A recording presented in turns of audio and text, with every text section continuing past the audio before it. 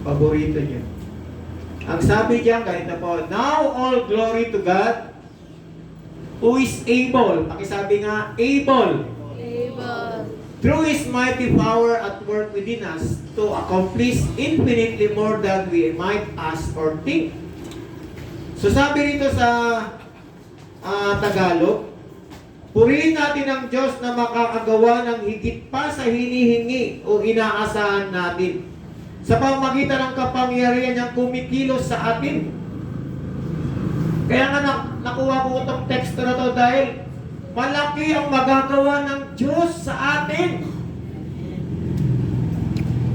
Limitado lang yung ating kakayanan, pero ang Diyos, sabi niya dyan, magagawa niya ang lahat. Hello? Yung iniisip mo, yung ninanais mo, yung gusto mo, sabi niya dyan. Anong sabi nga dyan?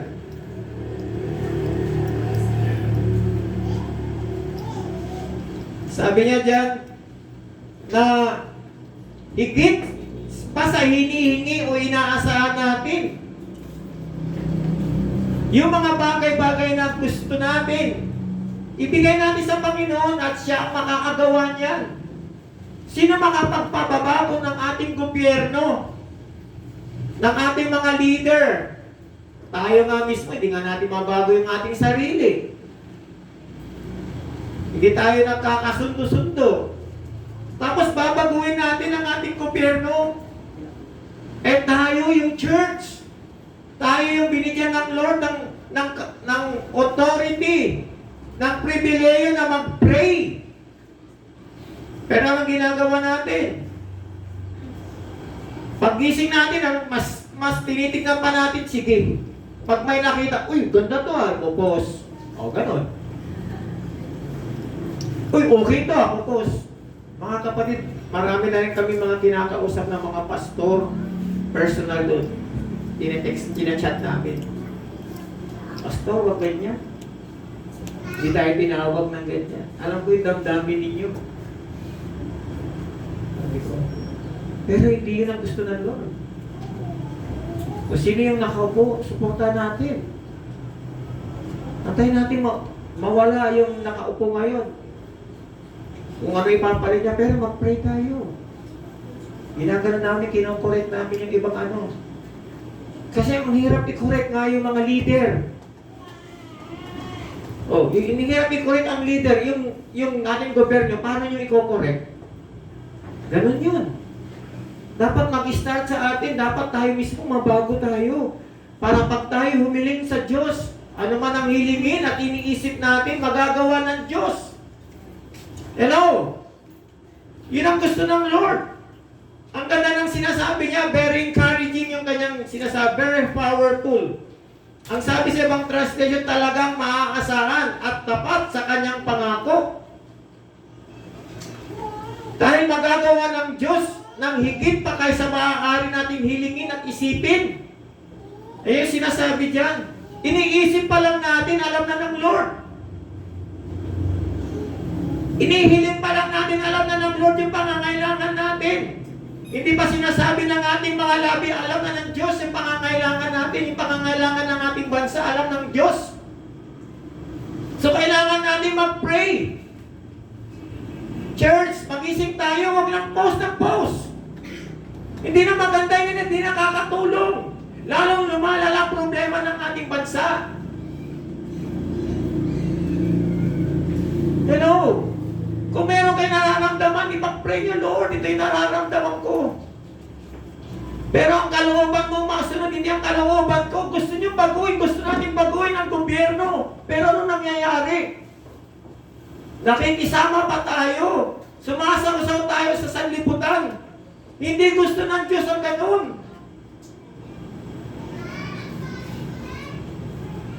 Kanino ba tayo lalapit kundi sa Panginoon? Siya ang higit na makakagawa ng lahat ng mga iniisip natin. At ang hiling natin, Lord, baguhin mo ang aming bansa na magkaroon ng transformation ng aming bansa. Paano magkakaroon ng transformation? Tayo mismo hindi nata-transform. Hello, nabitin niyo ba yung sinasabi ko? Gusto niyong baguhin yung iba, pero sarili mo hindi mo mabago. Nakakahiya sa Panginoon. Bago niyong baguhin ang iba, ikaw muna. Bago niyong ating baguhin ang iba, tayo muna. Yun ang pagkakatawag natin, yun yung calling natin bilang mga mananampalataya. Gusto ni Lord na i-bless ang ating bansa.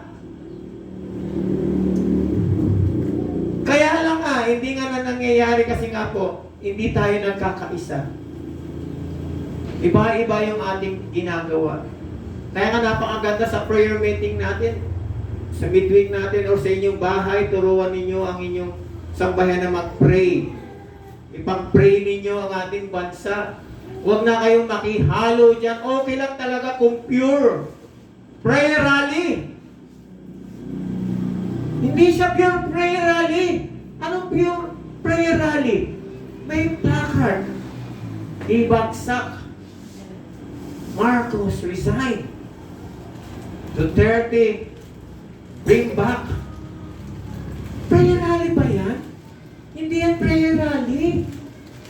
Ang prayer, Lord, tulungan niyo ang aming bansa. Na maayos ang aming bansa, Panginoon Lord, humingi ka. May nakarinig ba kayo din ang humingi ng tawad doon? Baka wala. Lord, patawarin niyo ang aming bansa. Kami mga kapatid, sinasabi ko po sa inyo, pag prayer gathering, yan, sa charismatic, bago mag-pray kami, alam niyo mga yun, pumunta na mga yun eh. Merong isang pastor na humihingi ng repentance. Hinihingi namin ang tawad ng gobyerno, hinihingi namin ang tawad ng ating pamilya, hinihingi natin ang tawad ng lahat. In behalf, lahat tayo hihingi ng tawad. Dahil lahat tayo nagkakamali. Doon ba sa inyong kung kayo man ay nakapunta, limbawa, may narinig ba, Lord, patawarin niyo kami, meron ba doon? Wala, kadalasan. Puro ganun. Wala na nangyayari sa ating bansa. Noon, nung tumatakbo ang ating dating presidente, ako'y ganun ang ganun. Eh, tumatakbo pa eh, election eh. Oh. Pero hindi ko kinokontra yung kabila, partido.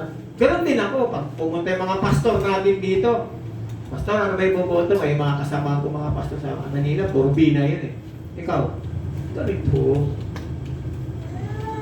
Kasi nga nakita ko nga yung kanyang platform, War on Drugs. Yun lang. Kaya nagustuhan ko. At siya nga, Rojas eh. Hindi kami mag-ano. Kung anong gusto niya. Pero dahil tapos na yung termino, iba na nakaupo, supportan natin yung nakaupo. Amen? Huwag naman ibig sabihin na dahil idolatry na yan mga kapatid.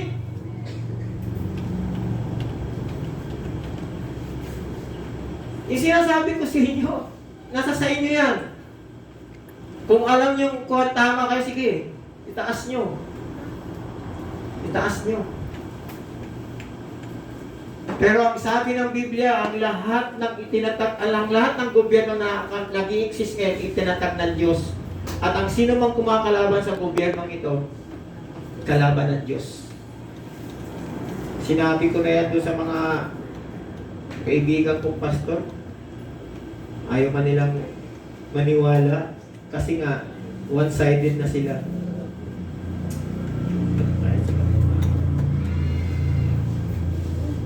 Mahirap mga kapatid.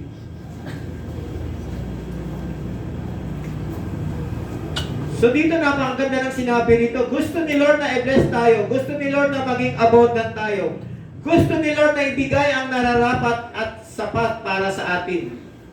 Inihingi pa lang natin, iniisip pa lang natin ay alam na at inihahanda na ng Diyos yung pangangailangan natin.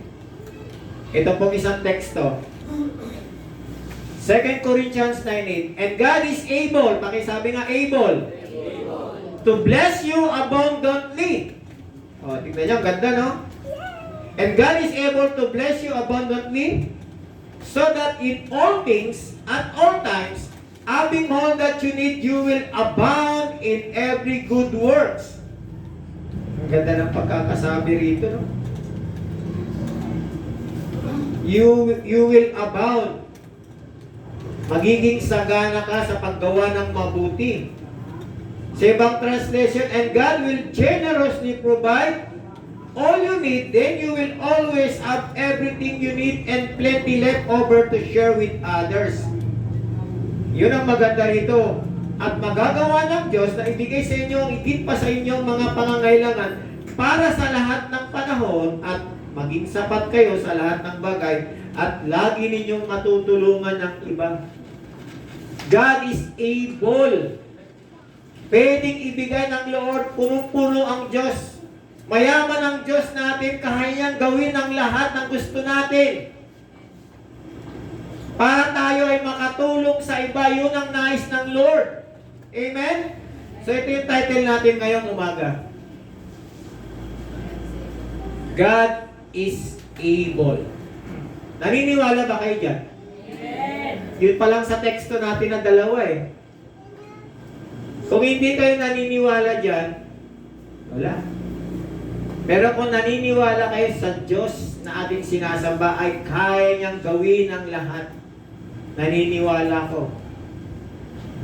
Naniniwala ko. Magiging masaya ang buhay ninyo. Okay, let's pray. Let's bow our head.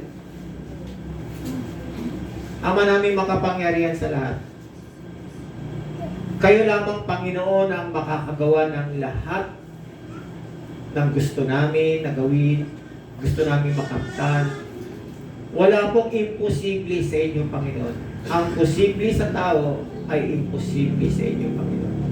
Ang imposible pala sa amin, Lord, posible sa inyo. Lord, inihiling ko po sa banal na Espiritu na siyang magturo sa amin ngayong umaga.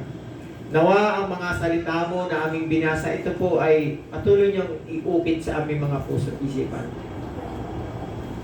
Pagpalain niyo po ang inyong mga salita ngayong umaga na pong aming dalangin sa pangalan ni Jesus.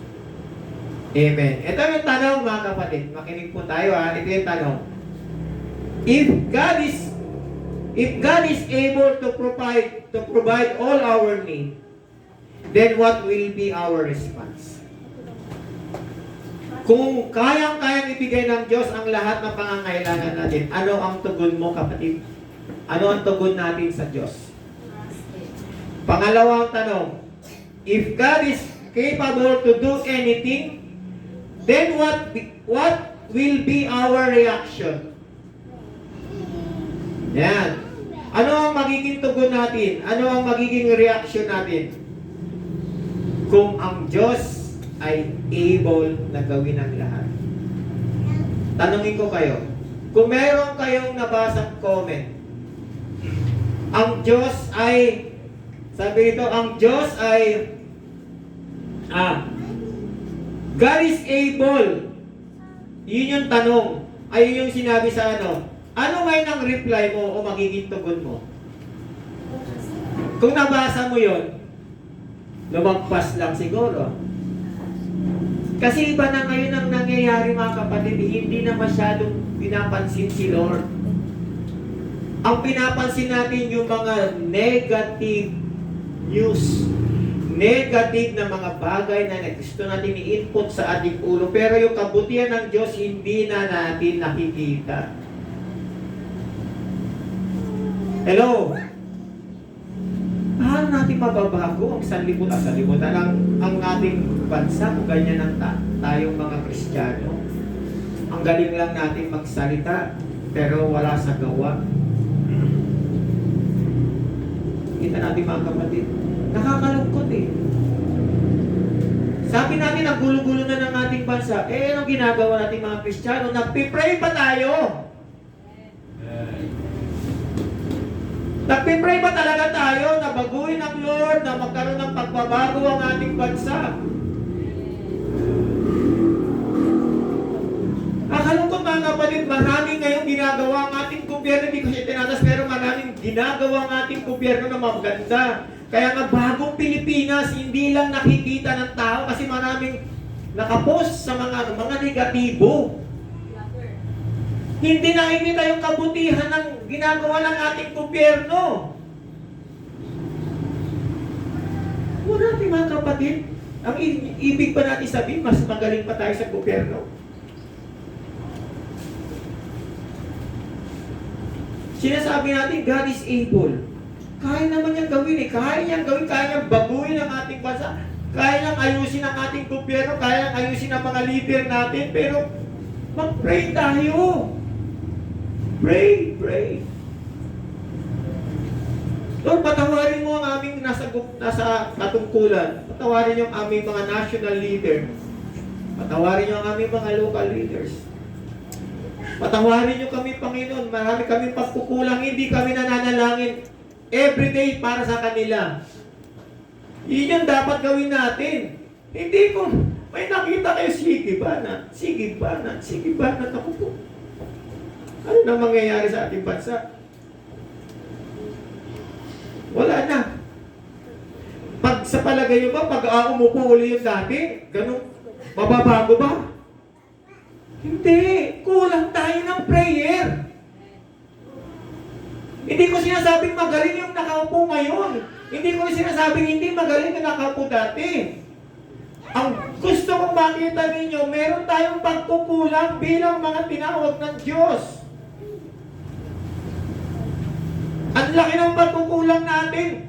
Sa totoo lang, kayo ang nakakaalam niyan at ang Diyos kung kayo ba talagang nananalangin sa ating bansa. Yan ang tanong. Kung lahat tayo nananalangin sa ating bansa, malamang.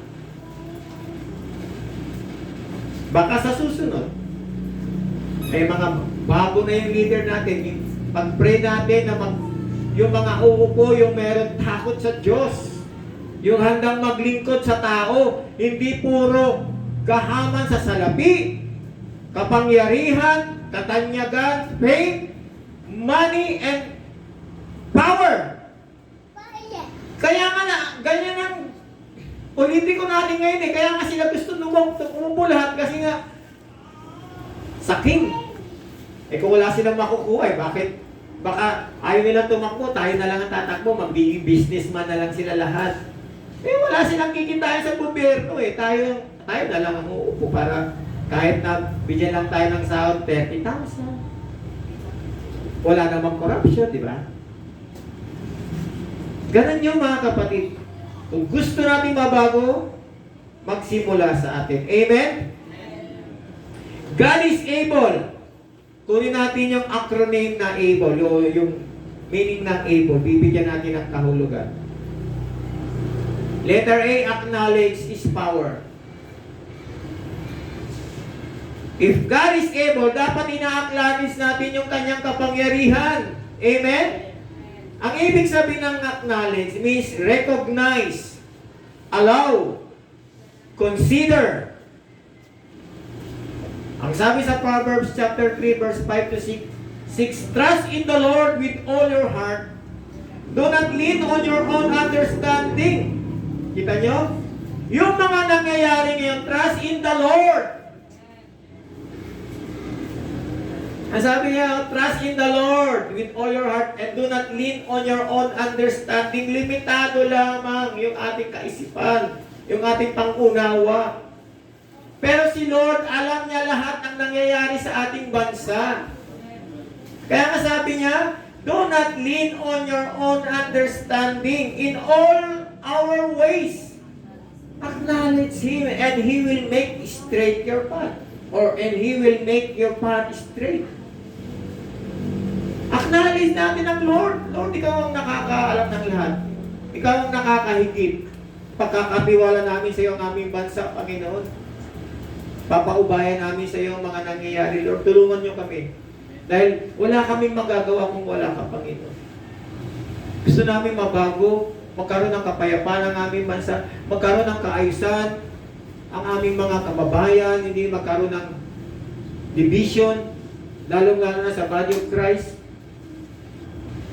Nadidivide. Pagdating ng eleksyon, nadidivide ang family, nadidivide ang magkakaibigan, nadidivide ang church. Pagdating sa eleksyon, dahil may kanya-kanya tayo, walang problema kung sino iboboto nyo, yung iboboto nila. Ang mahalaga, hindi tayo ma-divide sa ating pananampalataya. Hindi ma-divide yung ating pagkakaibigan, Hindi ma-divide yung pamilya. Sa pamilya, meron dyan nadidivide dahil nagmamataasan sila. Magaling ito. Divide. Minsan sabi, ay, hindi na tayo ano, bahala ka. Nag-aaway pa sila kung sino magaling na iboboto nila. Ganun yun eh. Wala nang ano, pataasan na ng ere. Sabi ng Lord, magtiwala ka ng buong puso sa Panginoon at huwag kang manalig sa inyong sariling karunungan. Alalahanin mo ang Panginoon sa lahat ng iyong ginagawa at ituturo niya sa iyo ang tamang landas. Ito dapat yung prayer natin, Lord. Turuan niyo kung sino ba ang gusto niyo iboto ko. Lord, ipakita ko kahit sa panaginip. Makapili ako ng tama, hindi lang basta magaling, kundi ang kanyang puso mayroong takot sa iyo, Panginoon. Lahat naman ng politiko tumatakbo, magagaling yan. Merong magagaling magkubilyate, merong magagaling mangurakot, merong magagaling magsinungaling, magagaling mangasar, lahat magagaling ang mga politician natin, mga politiko natin na tumatakbo. Pero ang tanong, yung takot sa Panginoon, sa kanilang puso, meron ba? Yun ang hilingin natin sa Lord. Puro lahat yung magagaling. Kaya nga, mamili tayo ng tama. Amen, mga kapatid? Amen. Letter B. Letter B. O tama, letter B. Believe that He can do all things. Diba? God is able. Maniwala ka na makayang gawin ang lahat ng bagay. Ikaw, Kuya Kenan, kaya ba ng Diyos gawin ang lahat ng bagay? Naniniwala ka ba dyan? So, kaya niyang baguhin ang buhay mo? Kaya ka niyang bigyan ng, alam mo na.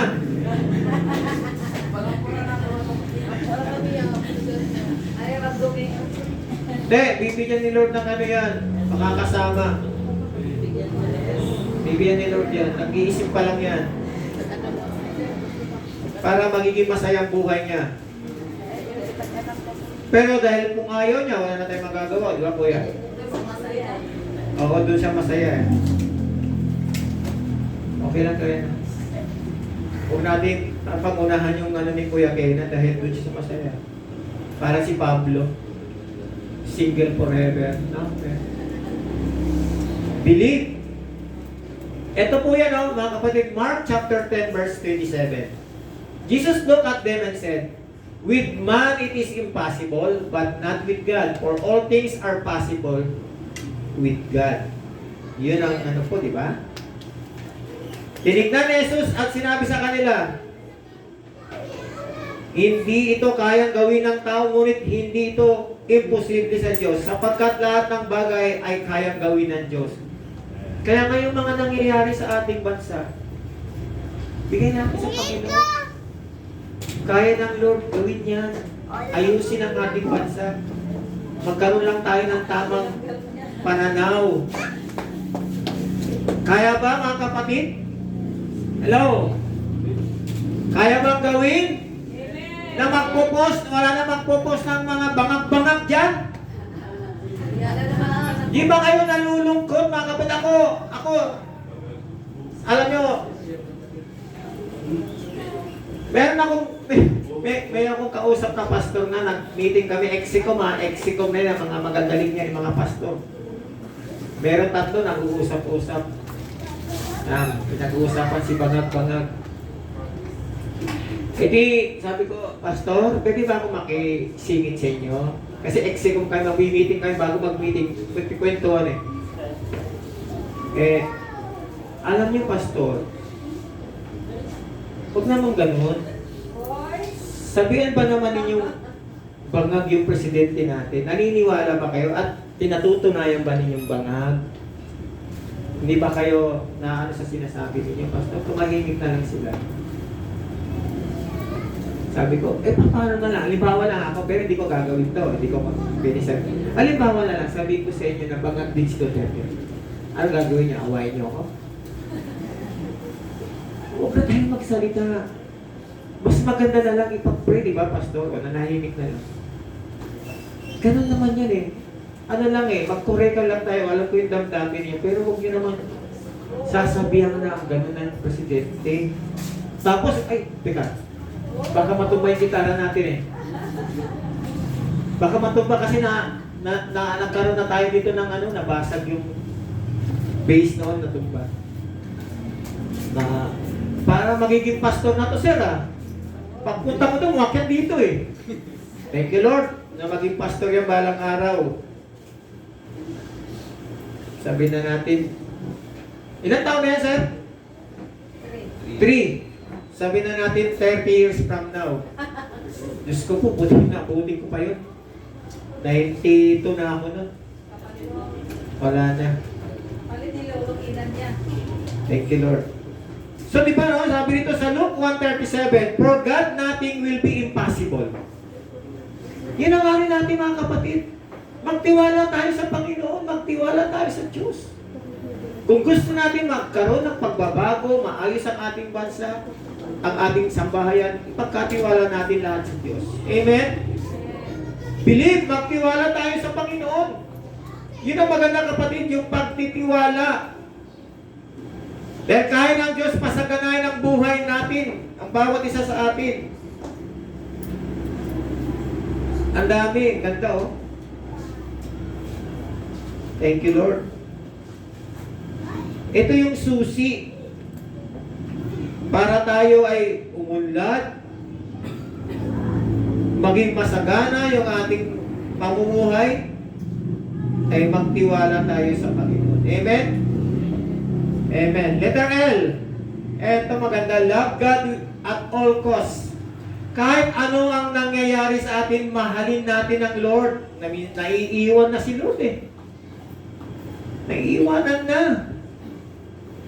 Imbes na si Lord yung ipinupost na natin o sinasabi natin sa tao, iisa na lang ang binabanggit ng mga tao. Tawarin niyo ako kung baka nasasaktan ko yung damdamin niyo. Sinasabi ko lang yung totoo ha. Wala akong pinapanigan dyan. Kung sinong nakaupo lang sa akin ang prinsipyo, siya yung sinusuportahan ko. Wala nang sinasabi ang mga tao, ito na lang taong ito na lang taong ito pinag-uusapan. Tapos yung gobyerno pag-uusapan, puro pangit. Hindi maganda mga kapatid, nagiging chismoso tayo. Na wala naman tayong facts, wala tayong katibayan. Dapat ba natin gawin ito bilang mga Kristiyano? Sabi mo, uy, alam mo kapatid, may nabasa, grabe yung gobyerno natin, meron na naman ginawang hindi magaling na. Magaling to gumawa, tira, gagawa, post. May nakabasa naman, Christian din, born again, uy, post naman. Ganoon na lang, pinopost na lang, kumakalat na. Pero walang katibayan, walang katotohanan. Sa palagay ba ninyo nalulugod ang Diyos? Gumagawa kayo ng kasinungalingan eh. Hindi man kayong gumawa, pero kasama kayo dahil kayo pa rin ang nag-post. Nakakalungkot. Hindi nyo naman nakikita yung ginagawa ng kaaway sa ating bansa. Imbis na pagkaisain tayo, pinag-ahati tayo. At nangunguna pa, born again. Buti pa nga daw yung mga non-Christian, pag sinabihan mo, nakikinig. Pero tayo, hindi na nakikinig. Bahala ka dyan, basta ako ito. Ganun. Nakakalungkot mga kapatid. Love God at all costs. Kahit anong mangyari. Sabi niya noon, Jesus replied, you must love the Lord your God with all your heart, with all your soul, with all your strength, and with all your mind. Lahat. Ipasakop natin kung ikaw ay merong emosyon dyan na hindi maganda, Lord. Kunin mo to, Lord. Emosyon, ito'y kaaway ng Espiritu.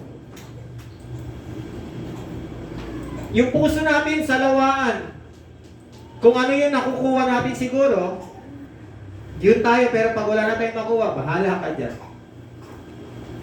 Hindi na magandang attitude. Paano natin mamahalin ang Panginoon kung gano'n?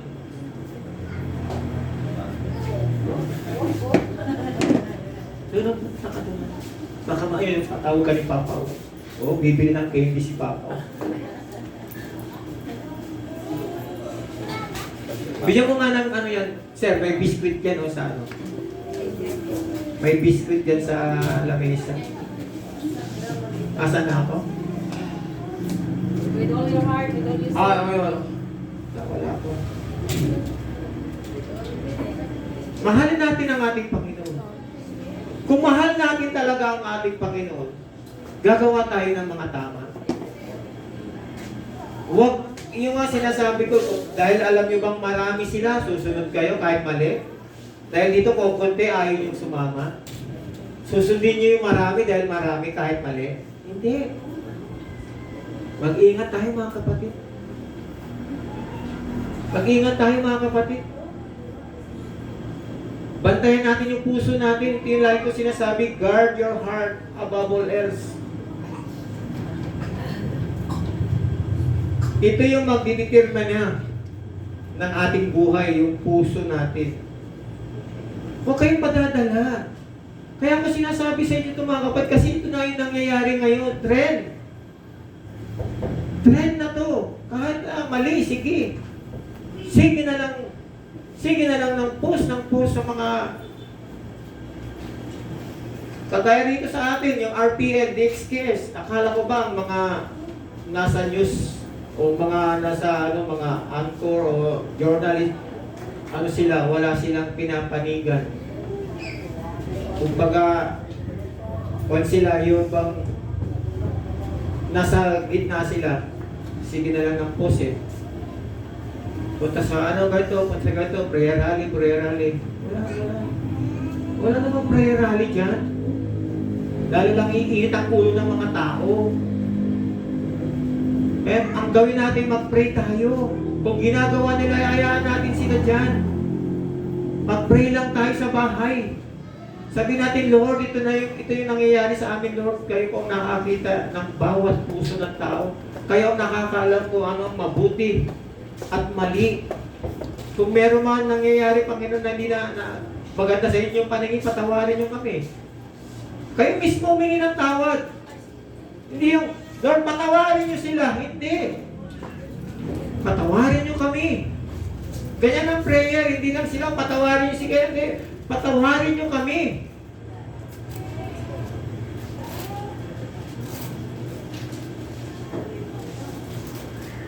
Dapat ganoon ang damdamin natin. Mahalin natin ang ating Panginoon. Amen? Ito pa. Last na to. Letter E. Endure hardship and trials. Endure hardship and trials. Anong sabi ito sa James 1:12? God blesses those who patiently endure testing and temptation. Afterward, they will receive the crown of life that God has promised to those who love Him. Ganda, di ba? Pinagpapala daw ng Diyos yung mga talagang naghihintay. Patiently endure testing and temptation. Tinitesting ka lang ni taning eh. Yung damdamin mo, tinitesting ni Lord, sige na lang eh. Ay, taning eh, banat ka. Pag-gising mo na umaga, imbis na mag-pray ka, hanap ka ngayon. Wow, ito maganda ito. Ipopost ko nga ito kay kapatid. Meron akong kaibigan, best friend ko dito, pastor. Wala nang ginawa kundi sa ipinipost sa aking messenger, yung private naman. Wala na siyang pinopost na yung nagiging problema ng itong present administration, ipopost niya sa akin. Tapos ipopost niya si Manny Pacquiao. Naka-ex ang mukhang ganun. 2, 3. Before and after. Pero hindi ko nire-replyan. Hayaan ko siya mag-post. Sa palagay niya, madadala niya ako. Pag nakikita kami, nangingiti-ngiti na lang. Mahirap no? Mahirap mga kapatid. Mag-pray lang tayo. Mag-pray lang tayo.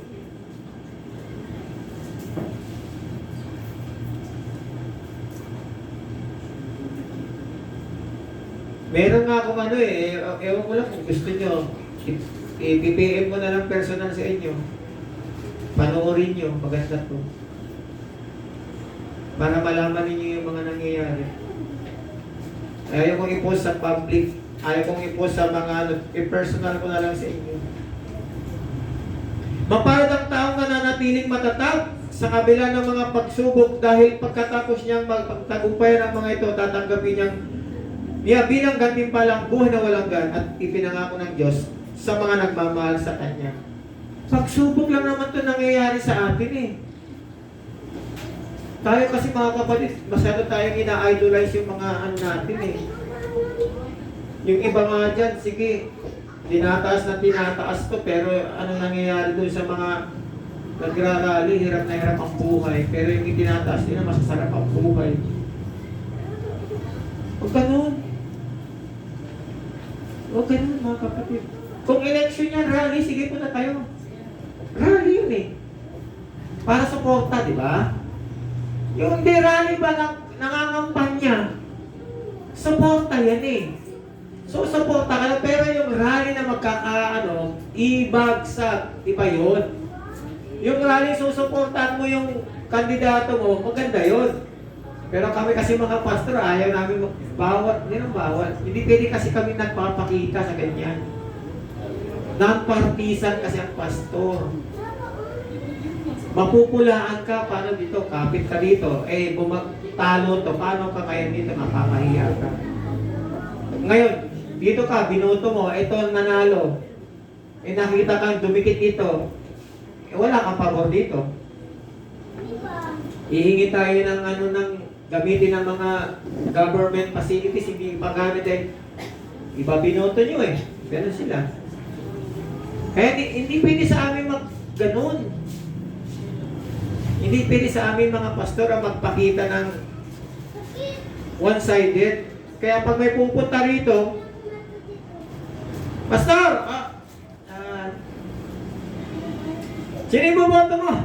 Sabi ko, undecided pa. Pero kilala ko yung pumunta rito. Kasi mahirap na Pagka sinabi mo, kayo, o di i-check yun. Pagdating doon, di mo pala binoto, di. Mas maganda na lang undecided pa. Amen, mga kapatid? Last verse. Last verse. 2 Timothy 2:10. So I am willing to endure anything if it will bring salvation and eternal glory in Christ Jesus to those God has chosen. Pinagtitiisan ko ang lahat ng bagay alang-alang sa mga hinirang ng Diyos upang magkaroon sila ng kaligtasan at walang hanggang buhay na mula kay Kristo Jesus. Ito yung sinasabi ko mga kapatid. Yung salvation ng ating soul. Yung pag-asa natin wala sa tao, sa Diyos. Ang ganda nga nung kinoment ko nga doon sa may nag-post na maganda yung pinost. Kinomentan ko maganda. Ang ganda ng pagkakasabi ko. Our hope is not in politician or politics. Our hope is in Christ Jesus alone. Ang sinagot sa akin, Christian yun Bot mo. Tignan nyo So, iba na ang damdamin, Christian yun Okay. Bot naman ang nabasa ko nakalagay doon. Kaya tinanong ko sa kanya, ano ba yung bot siguro. Maganda ba yan? Kristiyano. Pero di na ako sumagot. Hinayaan ko na lang. Ang ganda ng sinasabi natin, pero yung mga Christian, dahil nasa one-sided na sila, hindi magandang kanilang damdamin. Bot mo. Wala talaga na ang nangyayari sa atin. Hindi na maganda. Nakakalungkot. Kilala ko yung tao yan. Or naging Christian yan sa ibang church. Hindi naman kayo, kahit makita kami, hindi ko naman siya sisisihin Hayaan ko lang siya. Ingitihan ko lang siya. Kaya mga kapatid, mag-ingat tayo. Ito yung dapat natin So I am willing to endure Purihin natin naman ito. Pinagtitiisan ko ang lahat ng bagay alang-alang sa mga hinirang ng Diyos, upang magkaroon sila ng kaligtasan at walang hanggang buhay na mula kay Kristo Jesus. Pinagtitiisan ko kahit anong sabihin, kahit anong gawin. Pinagtitiisan ko ang lahat ng bagay alang-alang sa kaligtasan. Kasi kung sasagutin mo ng sasagutin niya, magkakaroon ng problema, ay kayong dalawa mahuhulog sa bitan. Hindi makakabuti. So yun yung po mga kapatid, no? Yun po ang dapat gawin natin. Dito na po ako magkukonklud. Ay, wala na talaga. Ayan. If God is able, what is our response? Acknowledge His power. Number 1. Believe that He can do all things. Love God at all costs and endure hardship and trials. Tumayo po tayong lahat, mga kapatid. Thank you, Lord. Salamat po, Panginoon. Salamat po, Panginoon. Panginoon, hiningi po namin ng tawad ang mga bagay na nangyayari. Kung meron man kami, Panginoon, na-impose na hindi maganda o nakakabuti sa aming kapwa, hinihingi namin ng tawad ang lahat ng ito, Panginoon. Patawarin niyo po, Panginoon, ang aming bansa. Patawarin niyo po ang bawat Pilipino, Panginoon, na iba-iba yung nagiging damdamin pagdating ng eleksyon, Panginoon. At Lord God, nawa, Panginoon, mag-intervene po kayo, Panginoon. Kayo po, O Diyos, ang patuloy na kumilos, gumawa ng mga bagay dahil mas higit ang magagawa niyo kaysa magagawa namin. Nagpipray kami, Panginoon, ng pagbabago ng aming bansa, subalit kami hindi nababago ang aming mga damdamin, ang aming puso, ang aming attitude pagdating po, Panginoon, sa eleksyon na ito. Subalit, Panginoon, hinihiling po namin na ayusin niyo po, Panginoon, ang gusot sa aming bansa. Ayusin niyo po, Panginoon, ang kabuluhan sa aming bansa. Upang sa ganoon, ang inyo pong naisin, ang inyo pong gusto na mangyari sa aming bansa, ang kalooban niyo, Panginoon, ang masunod, hindi ang kalooban namin. Hinihingi rin namin ng tawad ang aming mga national leaders, ang aming mga local leaders, ang lahat ng tumatakbo, Panginoon, ngayon, na kumakandidato sa iba't ibang position, Panginoon, Lord, hinihiling po namin, Panginoon, na magkaroon sila ng takot sa inyo. Na sa kanilang pagtakbo, Panginoon, ay yung pong naisin lamang nila talagang dapat maglingkod sa kapwa nila Pilipino. Gumawa ng tama para sa ikauunlad ng aming bansa, sa kaiayos ng aming bayan, Panginoon. Kaya Lord God, paano maghihilom ang bansa nito kung ang bawat isa sa amin ay nagbabangaya, hindi nakakatulong, Panginoon. Kaya po kami humihingi ng tawad, O Diyos, upang sa ganun madinig mo ang aming mga dalangin. Nawa ang bawat pamilya, Panginoon, proteksyonan mo, Panginoon. Ang bawat mamamayang Pilipino, Panginoon, na sa darating na halalan ay makapili kami ng nararapat na yung pong nais niyo, yung gusto niyo, Panginoon. Ang dalangin namin, Panginoon, na magkaroon ng Panginoon ng kagalingan ng aming lupain. O Lord God, patawarin niyo po kami, Panginoon. Hinihiling ko, Panginoon, na bigyan niyo ng maayos na kalusugan yung aming pong dating presidente, Panginoon, na sa ibang bansa kung saan ay harap sa paglilitis. Kayo po ang nakakalam ng lahat ng bagay, Panginoon. Tulungan niyo po siya, Panginoon, na malagpasan niya yung mga pagsubok, Panginoon. At ganoon din sa present administration, Lord God, hinihiling po namin, Panginoon, na lalo pa, Panginoon, marami pang mga proyekto, lalo pang marami pang mga magagandang programa ang magawa bago siya magtapos ng termino, Panginoon. Tulungan niyo po siya, Panginoon, ang first family, bigyan niyo siya, Panginoon, ng mga magagaling na advisor, Panginoon, mga spiritual advisor na tutulong sa kanya. Lord, proteksyonan niyo, Panginoon, ang aming presidente, maging ang aming vice presidente, ang mga senador, ang bawat isa sa amin, Panginoon, ang ICLC family, Lord, ang body of Christ. Salamat po, Panginoon, na magkaroon ng pagkakaisa. Lord, yan, upang sa ganun, mabago, na magkaroon ng transformation ng aming bansa. Muli, O Diyos, hindi namin magagawa ito kung wala ka. Ikaw, Panginoon, ang mas nakakahigit at makapangyarihan, Diyos, na kaya mong gawin ang mga bagay na ito, Panginoon. Salamat po sa bawat isa na narito, Panginoon. Salamat po sa iyong mga minsay. Salamat sa mga kapatid namin na wala rin ngayon. Ingatan niyo po sila, samahan niyo po sila, extend niyo ang blessing sa kanila, Panginoon. Salamat po, Diyos, ibinabalik po namin ang lahat sa matamis na pangalan ng aming Panginoong Isus sa tagapagligtas. Ang lahat ng anak ng Diyos ay magsabi ng Amen. Amen. Palakpakan natin ang ating Panginoon.